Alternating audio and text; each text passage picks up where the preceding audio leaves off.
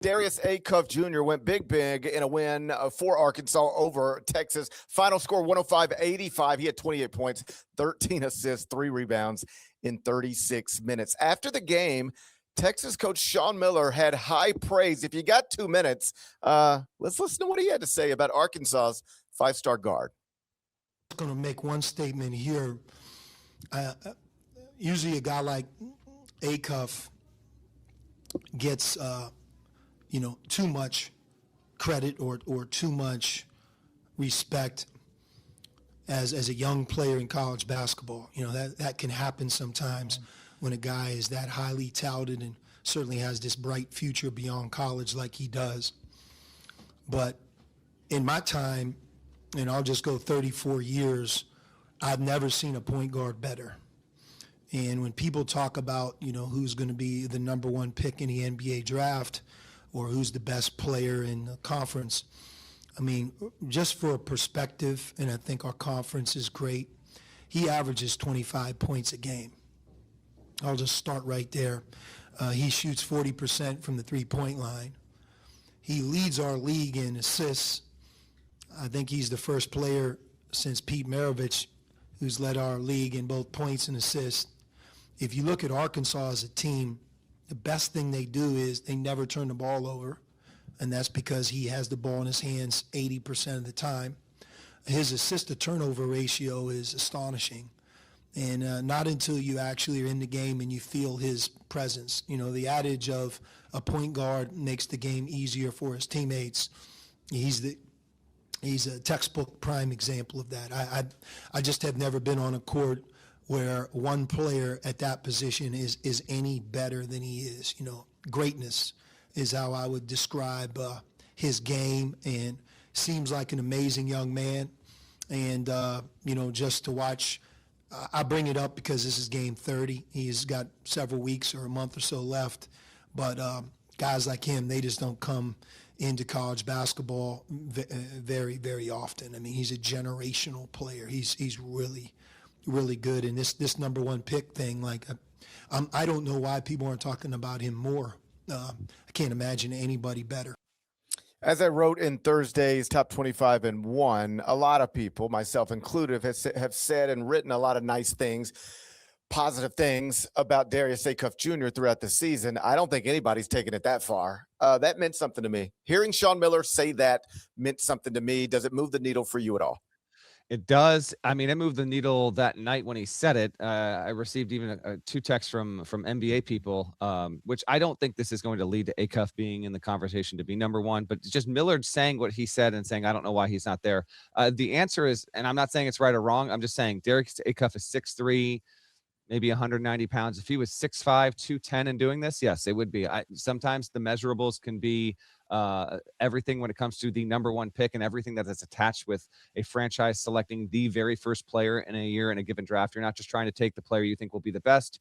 Almost every single time, if you have the number one pick, you are trying to draft the player that you think can and will change your franchise over the course of a decade plus, and everything that comes attached to that, not just in terms of production, but all of the spotlight and responsibility and being the face of a franchise with all of that. That said, I have been high on Acuff for a long time. I have maintained that he should be a top 5 pick since essentially December, and what I see that he is capable of doing. Quick run on the stats. I think Miller said he's averaging 25. That's not exactly accurate, but he is at 22.2 points, 6.4 assists. I'm sorry. I think he might have meant like literally in SEC games. Got it. Okay, then that would make more sense there. 22.2, 6.4, 3 boards a game, 43.7 from 3. He's the only high major player this season to have at least 28 points and 13 assists in a game, when Arkansas just responded beautifully to Cal's, what was tied for Cal's worst loss by margin ever against Florida. They come back and they drop 105 on Texas's head there. He's had 20-point games this season. He's already the school's freshman leading scorer. He's going to break the freshman assist record at Arkansas. Miller was right. He is going to be the only other player aside from Maravich to lead the SEC in scoring and assists in a single season. He's 422 points shy of in SEC games only. This is from Arkansas. In SEC games only, he has 422 points. That is 2 points shy of the school record, which he will break. Mason Jones did that 6 years ago, and he's He's a really, really, really, really, really good player, man. I think I said this on a recent podcast. If you watch Arkansas play, and they've got a lot of fun talent about him, like you see what Billy Richmond can do. Malik Thomas has some real pop there. Trevin Brazil was almost unstoppable in this game the other night as well. DJ Wagner, credit to him. He has accepted a role and actually showed himself well in the second half of this one. There's a lot to Arkansas that makes them a fun and potentially dangerous team in the tournament, provided they can get some defensive consistency. But everything is flowing to and through and attached to what Acuff does on the floor. He has ultimate command of the offense. He has ultimate confidence in his abilities. He has really good savvy, really good touch, really good feel. To me, he embodies what we talk about with this freshman class. It's absurdly deep. Acuff is in the midst of all of that, but in a given year, he would be very much in the conversation to be the number 1 pick or the number 2 pick. But because we have this just outrageous class where you've got a guy at Washington who's not even going to make the tournament and is just a double monster machine and might not go before number 10 in the class, it's bonkers. So I love what Miller said. I do think it will have a real impact on the general discussion about the top 3, the top 4 in this NBA draft. And I think that Acuff is good enough to dial it up even more next week in Nashville in the tournament and be that kind of player who can will Arkansas to an extra win or 2 on the Big Ten stage. I doubt he'll be the number 1 pick in the draft for all of the reasons you noted and others. But if I win the lottery, I've at least got to take a look at it. I at least want to bring him in. I mean, if I know nothing more than this, top shelf athlete, lead guard, doesn't turn it over, shoots above 40% from 3, and just led the SEC in assists and points per game. Like, I've got to look at that. Yes. And so he's been incredible. And I think the Opta stats thing that I noted was right now 22.2 points, 6.4 assists, 43.7% from 3 with an assist to turnover ratio of 3-1. It's one of those things where, you chop up the lines and you frame it how you want to frame it. But according to Opta stats, no Division I player has ever posted numbers that good in each of those categories for an entire season while appearing in at least 75% of his team's games. Acuff is on pace right now to be the first. He is averaging more points and assists than Derrick Rose averaged in college. He is averaging more points and assists than Shai Gilgeous-Alexander averaged in college. Both of those guys also played for John Calipari. They were also one-and-done guards. They're NBA MVPs. Yeah. I'm not telling you that's what Darius Acuff is going to be. That would be a ridiculous place to set a bar for anybody other than maybe a LeBron or a Wemby. But he is having a better 1 year of college, a more productive 1 year of college than Derrick Rose had at Memphis or than SGA had at Kentucky. And at this point, it's clear in my mind that the SEC Player of the Year award should head his way. As for what Sean said, I'll tell you why it mattered to me. He just went out of his way to just say, this guy's amazing. I don't know what everybody else isn't seeing. Guy also played point guard at the D1 level back in the day. There you go. Guy also is from Pittsburgh and very close to John Calipari. So when he says things like, and it sounds like he's an amazing young man, like, I've been around John Calipari.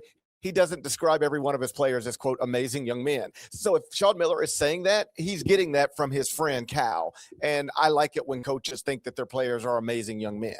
So here you're checking that box. The basketball stuff is easy to see. And then this. I tried to look it up. I don't think I tried that hard. But Wichita State, Arizona played in the NCAA tournament. And after the game, if I remember correctly, there was a moment between Sean Miller and Fred VanVleet. And after that moment in the press conference, somebody asked Sean Miller about it.